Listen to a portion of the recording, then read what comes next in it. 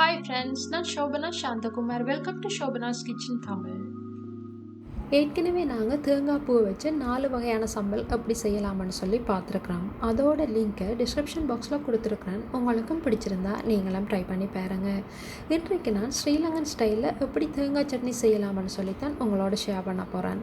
அதாவது பச்சை மிளகாயை வச்சு ஒரு சட்னியும் அதோட காஞ்ச மிளகாயை வச்சு இன்னும் ஒரு சட்னியும் எப்படி செய்யலாம்னு சொல்லித்தான் பார்க்க போகிறோம். இப்போ நீங்களும் வாங்க இந்த டேஸ்டியான தேங்காய் சட்னியை எப்படி செய்யலாம்னு சொல்லி பார்ப்போம். இப்போ முதல்ல நாங்கள் இந்த பச்சை மிளகாய் சட்னி எப்படி செய்யலாம்னு சொல்லி பார்ப்போம். அதுக்கு உங்களோட காரத்துக்கு ஏற்ற மாதிரி பச்சை மிளகாயும் அதோட கொஞ்சமாக வெங்காயமும் அதோட உப்பும் சேர்த்து முதல்ல அரைச்சி கொள்ளுவோம். இப்போ பாருங்கள், இந்த வெங்காயம் பச்சை மிளகாயெல்லாம் அரைப்பட்டு வந்திருக்குது. இப்போ இதோட உங்களோட தேவைக்கு ஏற்ற மாதிரி தேங்காய் பூவும் அதோட கொஞ்சமாக தண்ணியும் சேர்த்து நல்லா மையாக அரைச்சி கொள்ளுவோம்.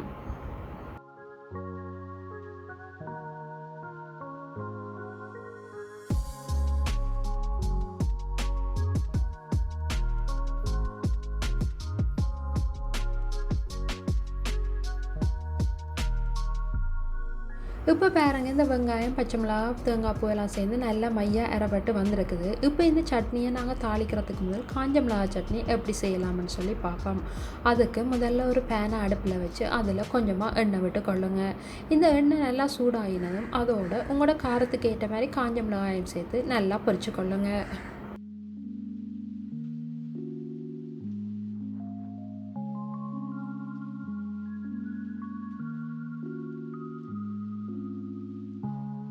இப்போ இந்த காஞ்ச மிளகா நல்லா பொரிப்பட்டு வந்திருக்குது. இதோட உங்களோட டேஸ்ட்டுக்கு ஏற்ற மாதிரி வெங்காயமும் அதோட கொஞ்சமாக உப்பும் சேர்த்து முதல்ல நல்லா அரைச்சி கொள்ளுவோம்.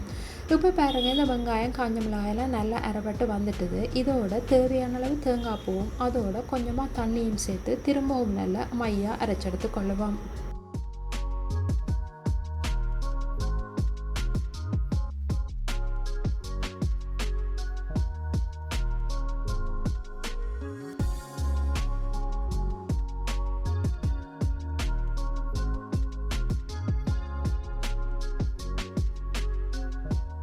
இப்போ பாருங்க, நாங்கள் இந்த 2 வகையான சட்னியை நல்ல மையாக அரைச்செடுத்துட்டோம். இப்போ இந்த சட்னியை எப்படி தாளிச்செடுக்கலாம்னு சொல்லி பார்ப்போம். அதுக்கு முதல்ல உங்களோட டேஸ்ட்டுக்கு ஏற்ற மாதிரி வெங்காயத்தை நல்ல மெல்லிய மெல்லிய பீசஸாக கட் பண்ணி கொள்ளுங்க.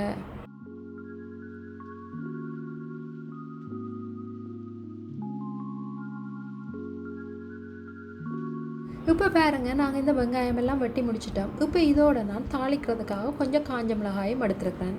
இப்போ நாங்கள் இந்த சட்னியை தாளித்து கொள்ளுவோம். அதுக்கு முதல்ல ஒரு பேனை அடுப்பில் வச்சு அதில் கொஞ்சமாக எண்ணெயை சேர்த்து கொள்ளுவோம்.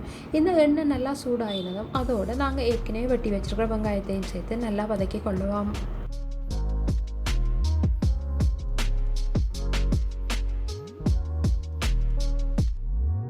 இப்போ பாருங்கள், இந்த வெங்காயம் ஓரளவுக்கு வதங்கி வந்துட்டுது. இப்போ இதோட நாங்கள் 2 காஞ்ச மிளகாயும் வர சின்ன பீசஸாக கட் பண்ணி அதையும் இதோட சேர்த்து கொள்ளுவோம். இப்போ இதோட நான் டேஸ்ட்டுக்காக கொஞ்சமாக கறிவேப்பிலையும் சேர்த்து கொள்கிறேன்.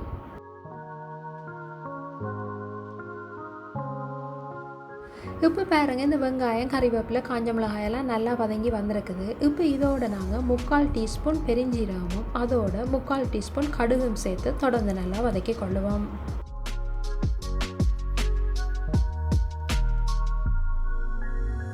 இப்போ இதோட நாங்கள் ஏற்கனவே அரைச்சி வச்சுருக்கிற காஞ்ச மிளகா சட்னியையும் சேர்த்து நல்லா மிக்ஸ் பண்ணி கொள்ளுவோம். இப்போ இந்த சட்னியோட நான் கொஞ்சமாக தண்ணி சேர்க்குறேன். நீங்கள் விருப்பம்னு சொன்னால் தண்ணி சேர்க்கலாம், இல்லை தண்ணி சேர்க்காமலும் இந்த சட்னியை செய்து கொள்ளலாம். இப்போ பாருங்கள், எங்களோட காஞ்ச மிளகா சட்னி ரெடி ஆகிட்டுது. நல்ல காரசாரமாகவும் அதே நேரத்தில் நல்ல டேஸ்ட்டாகவும் நல்ல வாசமாகவும் வந்திருக்குது. இப்போ நாங்கள் இந்த சட்னியை இறக்கிட்டு பச்சை மிளகா சட்னியை எப்படி தாளிச்செடுக்கலாம்னு சொல்லி பார்ப்போம். அதுக்கு முதல்ல கொஞ்சம் எண்ணெயை விட்டு அதில் உங்களோட டேஸ்ட்டுக்கு ஏற்ற மாதிரி வெங்காயத்தை சேர்த்து முதல்ல நல்லா வதக்கி கொள்ளுங்க. இப்போ இந்த வெங்காயத்தோட 2 காஞ்ச மிளகாயை இவ்வாறு சின்ன சின்ன பீசஸாக கட் பண்ணி அதையும் இதோட சேர்த்து நல்லா வதக்கி கொள்ளுவோம். இப்போ இதோட நாங்கள் டேஸ்ட்டுக்காக கொஞ்சமாக கறிவேப்பிலையும் சேர்த்து கொள்ளுவோம்.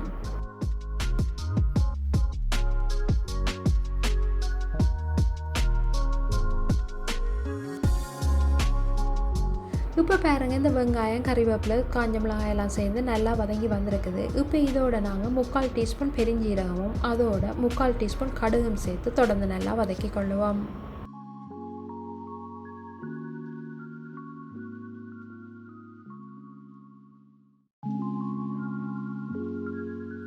இப்போ இதோட நாங்கள் ஏற்கனவே அரைச்சி வச்சுருக்கிற பச்சை மிளகாய் சட்னியையும் சேர்த்து நல்லா மிக்ஸ் பண்ணி கொள்ளுவோம்.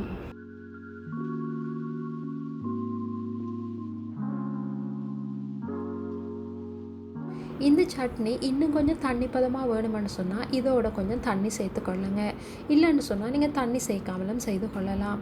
இப்போ இதோட உங்களோட டேஸ்ட்டுக்கு ஏற்ற மாதிரி கொஞ்சம் உப்பையும் சேர்த்து கொள்ளுங்க. ஏற்கனவே நாங்கள் அரைக்கும் போதும் உப்பு சேர்த்துனாங்க, அதால் உப்போட அளவை பார்த்து சேர்த்து கொள்ளுங்க.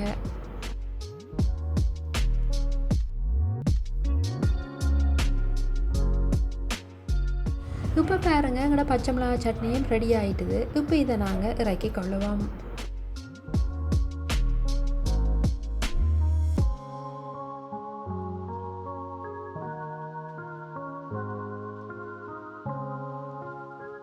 இப்போ பாருங்கள், நாங்கள் இந்த 2 வகையான சட்னியையும் செய்து முடிச்சிட்டோம். 2 சட்னியுமே நல்ல காரசாரமாகவும் அதே நேரத்தில் நல்ல டேஸ்ட்டாகவும் நல்ல வாசமாகவும் வந்திருக்குது.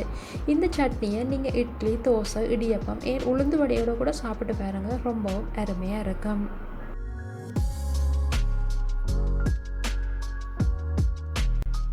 இந்த இட்லி பார்த்திங்கன்னு சொன்னால் நான் உளுந்தோட ரவையையும் சேர்த்து தான் செய்திருக்கிறேன். இது எப்படி செய்கிறதுன்னு சொல்லி நாங்கள் ஏற்கனவே பார்த்துருக்குறோம். அதோட லிங்க்கை டிஸ்கிரிப்ஷன் பாக்ஸில் கொடுத்துருக்குறேன். உங்களுக்கும் பிடிச்சிருந்தா நீங்களும் ட்ரை பண்ணி பாருங்கள்.